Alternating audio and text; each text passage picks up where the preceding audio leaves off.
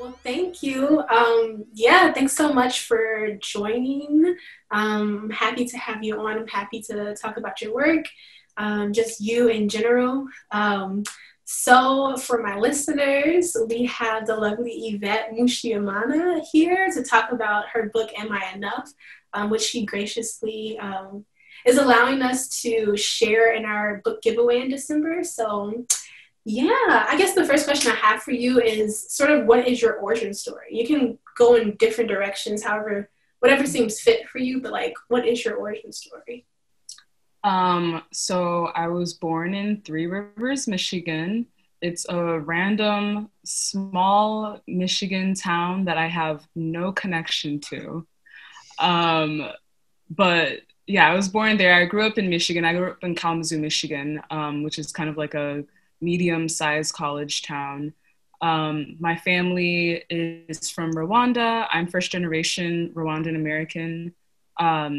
So I'm kind of like in that boat of, I guess, this sort of middle identity sometimes with being Black in America, but also being an immigrant in America and also being first gen.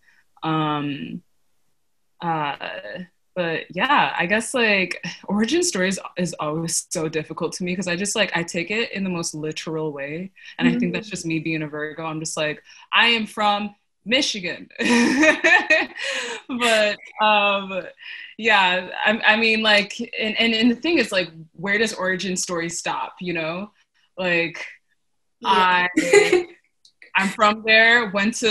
Decided to go to college in Chicago. Now I live in Chicago. Um, I went to college for anthropology. Well, I went to college because I had to go to college, and because I was privileged enough to go to college. And now I'm here just being an artist and trying to unlearn so many things. Yeah. Oh, Uh, same. Literally, yes, I feel that. Yeah, I definitely second like origin stories being such a weird, or not weird, but just like complex question. A complex yeah. like there's so many parts, and some parts don't start until year X or whatever. And so like, what does that mean for me now? Like, it's a part of me, and like who am I before then? Who am I now? And like all of those, I feel that. Yeah, So how did you come to writing? Like, how do you think that like those varied like origins inspired your writing, or just what was your process with that? I started writing poetry first as a child. I don't remember what age, but I was just writing poems because I was feeling moody often and misunderstood. And I do think that my origins have a lot to do with that.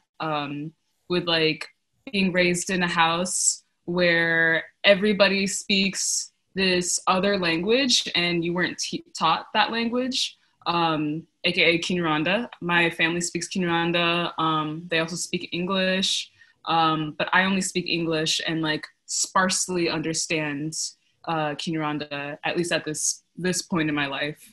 Um, but writing was a way to both escape and validate my feelings and explore my feelings. And then I also just watched a bunch of poetry on YouTube as a young person. I can't remember what it's called right now, but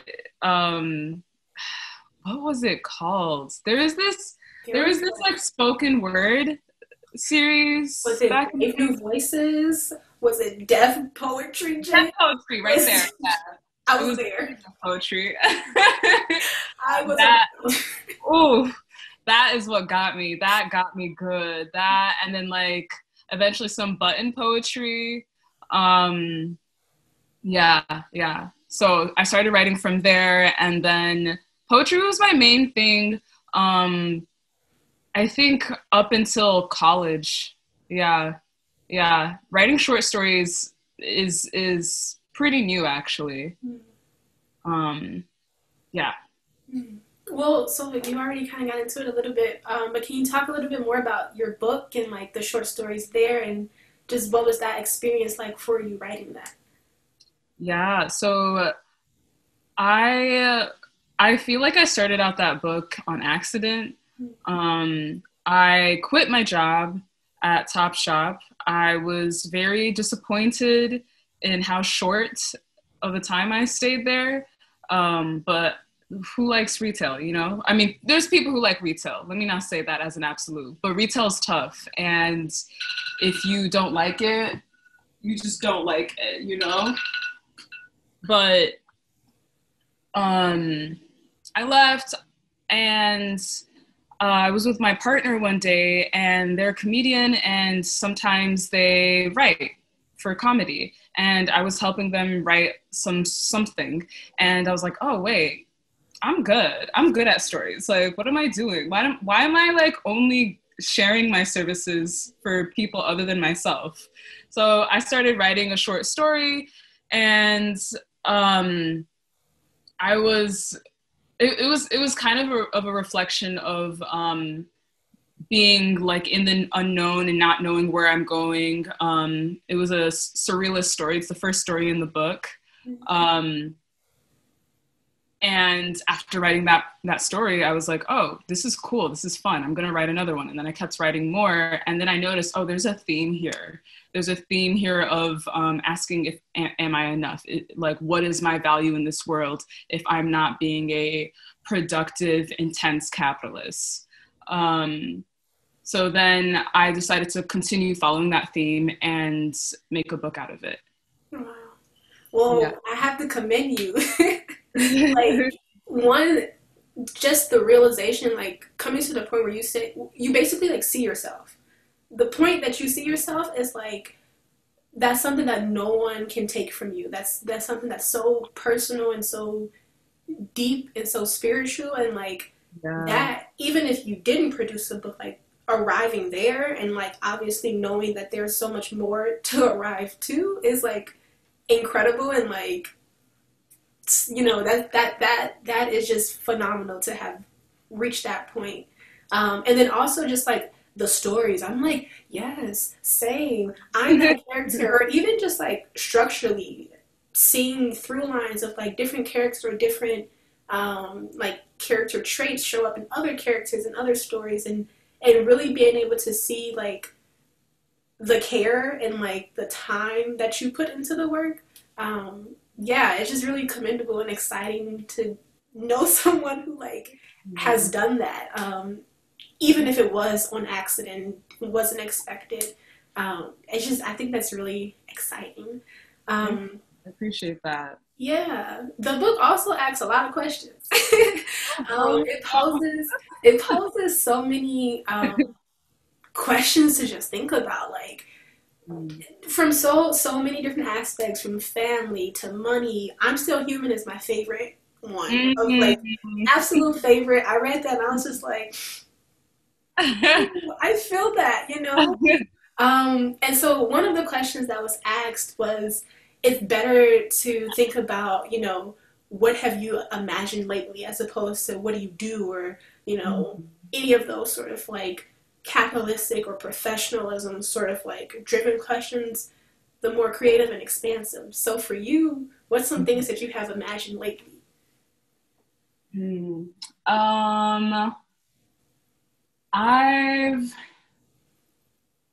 I think I've been imagining healing a lot.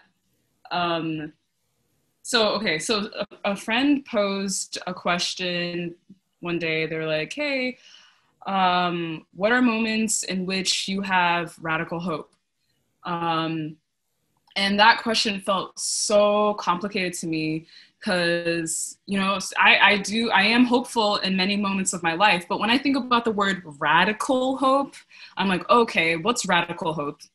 Perhaps that's I'm in the deep sunken place in a dungeon and I cannot see a way out. So how do I imagine a way out when all I see is like iced walls? That to me, to imagine in that space is radical hope. yeah. So I've been thinking, okay, well, how do I access that radical hope? How do I access being able to imagine in that space? And as someone who's like, okay, well, shit, like these logical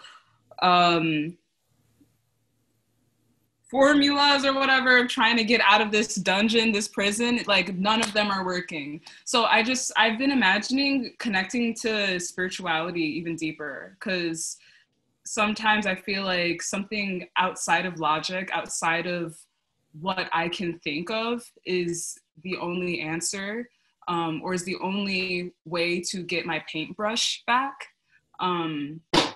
So I have no idea what that sound was. I don't know if you heard that, but but I think that was like a yes. I think that was like, I don't know if you heard that. It was like a pop in the background, but it was like, yes, Yvette. But yeah, I've been imagining deeper relationships with my guides and my spirits, and what that looks like, and what it looks like to just, I guess, give my trust in something that expands and is beyond me. Mm-hmm. Yeah. Along with that, like, how do you reimagine existence overall? How does that fit into it? Yeah, okay, so another moment from a friend. People help me think. I am grateful for people. I am so grateful for people. Wow, that's a powerful statement, because yeah, sometimes it's like people are, and then you forget that you're a person as well. But like, sometimes I think, at least on my end, get so caught up in like the minute details of like personality traits, or like, I don't like that you did this, or I'm gonna be petty just for the sake of being petty, or I'm gonna hold a grudge, or whatever. And then you realize that like you literally can't do it without this other person. They can't do things without you, and not certainly not in a dependent way, a codependent way, but like certainly in an interdependent. Like, we have to work together. The only way that we can find a solution is if we are in relation to each other. So yeah, that is.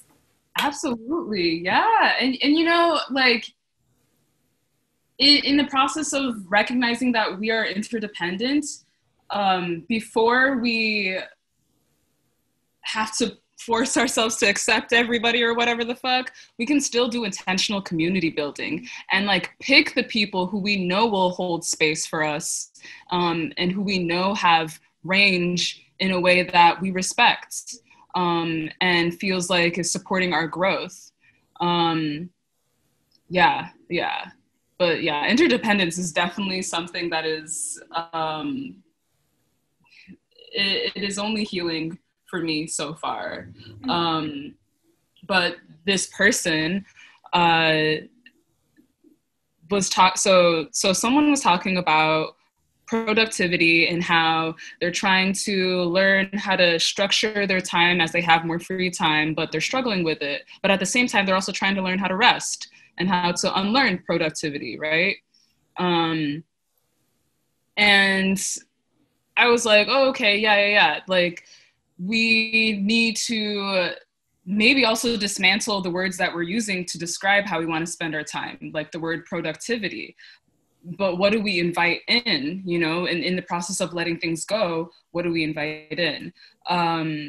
This other friend gave a response of, they've been thinking about conductivity, which I guess is coming from thinking about like electricity and stuff, right? But if you're thinking about yourself as a conductive person, you're receiving.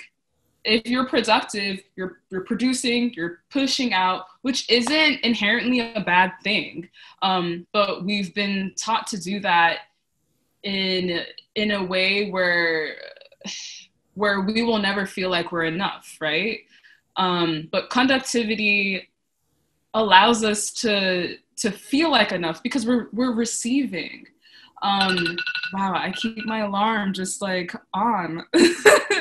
But yeah, that's something that I've been reimagining. I've been reimagining words and measuring my value well, first of all, if you get anything from the book, like you just don't measure your value, right? Like there is no measurements. You just being alive is enough, right? Um, so the question, am I enough, is false. But if we're sticking to the language we're using in our normal conversations, how am I measuring my value? Because we can't help but measure ourselves often. Measuring yourself along the lines of conductivity, along the lines of how am I receiving today, is a very beautiful thing. It's a very beautiful reimagination. Yeah. Wow, thank you. So who are you choosing to be next? What's next for you? Ooh. Me. I'm choosing to be me. I think I'm choosing to be me, and the way I can be me is unlearning so many things of like insecurity. For example, I'm about to release an EP in January. Boom, boom, boom. Wow, didn't know No? that. Hey. um, and I'm really excited about it. But I'm also, I think the way I create isn't always aligned with the traditional ways of certain art. I feel different, and I'm trying to reckon with that. And in the process of me reckoning with that, I'm being me next. But yeah. Awesome. Thank you so much. I'm really excited and very like um a lot of those things, especially in this like specific moment in my life, is certainly like on the head.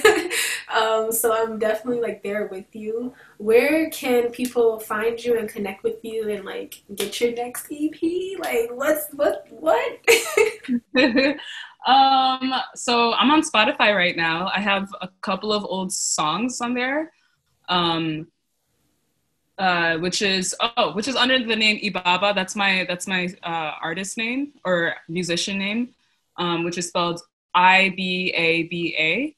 And then I'm also on Instagram. So whatever like music or writing I have coming out, I will most likely announce it on Instagram. So yeah. Awesome. Well, people follow her, and you can also follow us at Dig3X.